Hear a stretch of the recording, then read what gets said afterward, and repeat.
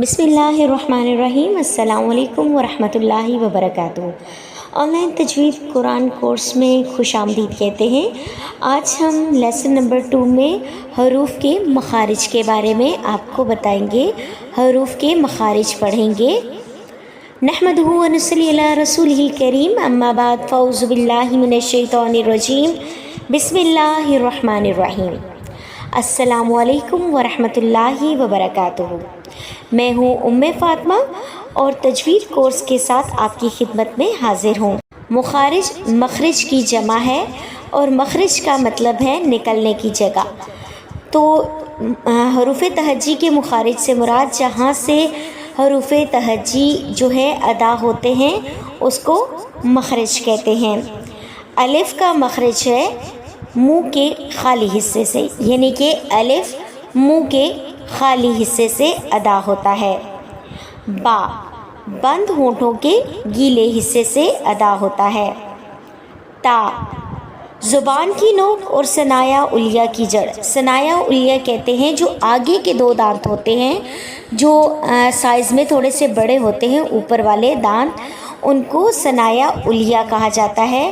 ان کی زبان کی نوک جو ہے، جب ثنایا علیہ کی جڑ یعنی کہ جہاں سے دانت نکلتے ہیں وہاں پر ٹچ ہوتی ہے زبان کی نوک، تو وہاں سے تا ادا ہوتا ہے۔ سا زبان کی نوک اور ثنایا علیہ کا سرا، یعنی کہ زبان کی جو نوک ہے وہ ثنایا علیہ یعنی کہ جو اوپر والے 2 دانت ہیں جو تھوڑے سے بڑے ہوتے ہیں، جن سے ہم بائٹ لیتے ہیں، ان کے سرے جہاں سے ہم بائٹ لیتے ہیں وہاں سے ٹکرائے گی تو وہاں سے سا ادا ہوگا۔ سا کو ہم نے نرمی سے ادا کرنا ہے۔ جیم جیم کا جو مخرج ہے وہ ہے وسط زبان۔ وسط کہتے ہیں زبان کے درمیانی حصے کو۔ وسط زبان یعنی کہ زبان کا درمیانی حصہ اور اس کے بالمقابل یعنی کہ اپوزٹ جو اوپر کا تالو ہے اس سے جب زبان کا درمیانی حصہ ٹکرائے گا تو وہاں سے جیم ادا ہوگا۔ ہا ہا جو ہے وسط حلق، حلق کا درمیانی حصہ یعنی کہ جو گلے کا درمیانی حصہ ہے وہاں سے ہا ادا ہوگا۔ ہا اور ہا میں ہم نے فرق کرنا ہے۔ ہا جو ہے اس کو ہم نرمی سے ادا کریں گے، سانس کو باہر نکالیں گے۔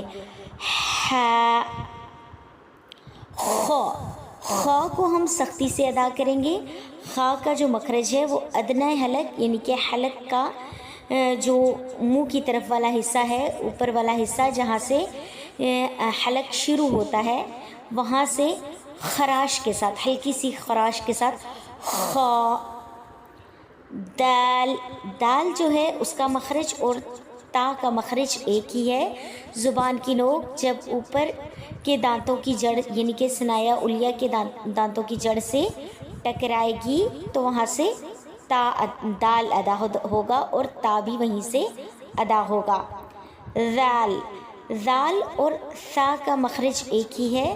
زبان کی نوک جب آگے والے اوپر والے دانتوں کے سرے سے ٹکرائے گی تو وہاں سے ذال اور سا ادا ہوگا۔ اس کو ہم نے نرمی سے ادا کرنا ہے۔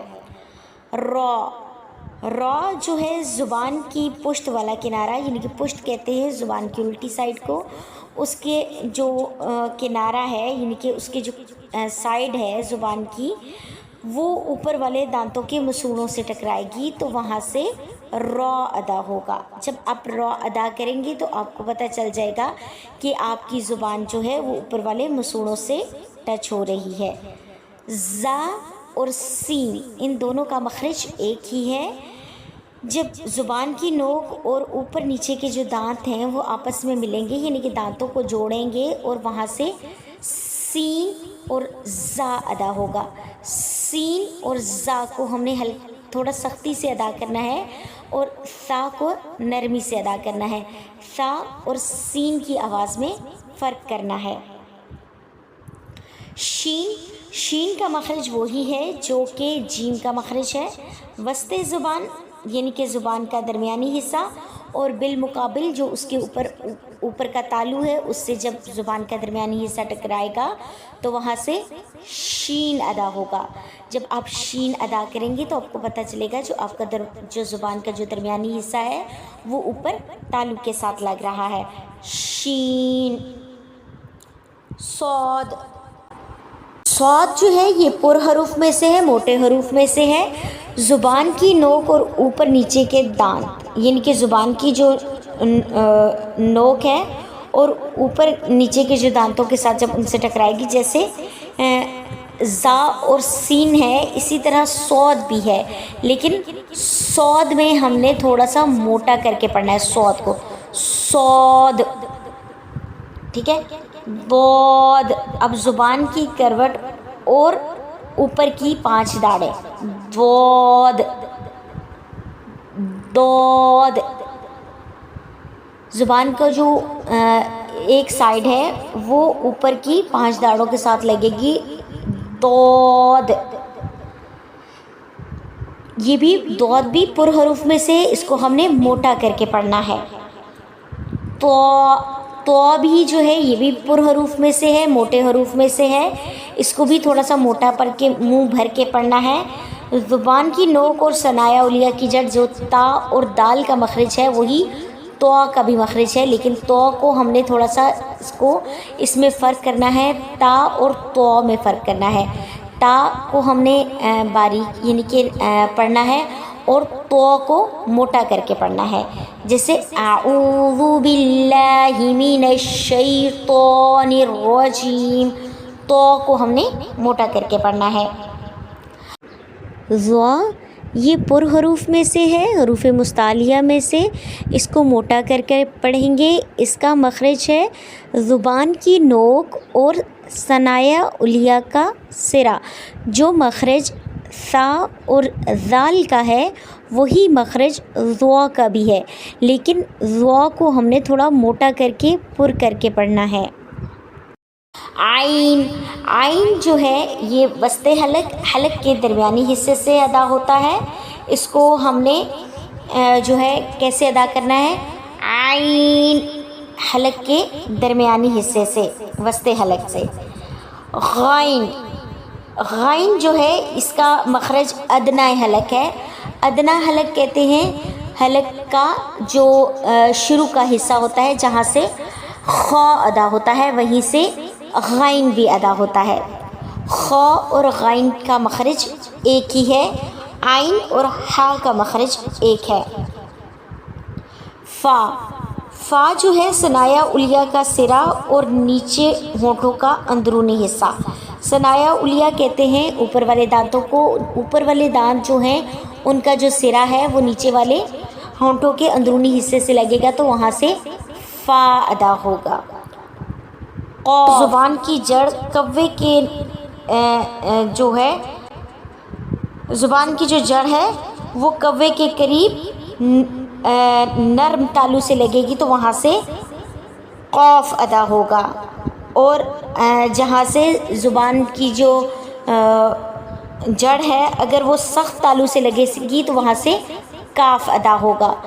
قاف کو ہم نے موٹا کر کے پڑھنا ہے. جو نقطے والا قاف ہے اس کو موٹا کر کے پڑھیں گے، جبکہ جو کش والا کاف ہے اس کو ہم نے باریک کر کے پڑھنا ہے، اس کو ہم نے کاف پڑھنا ہے.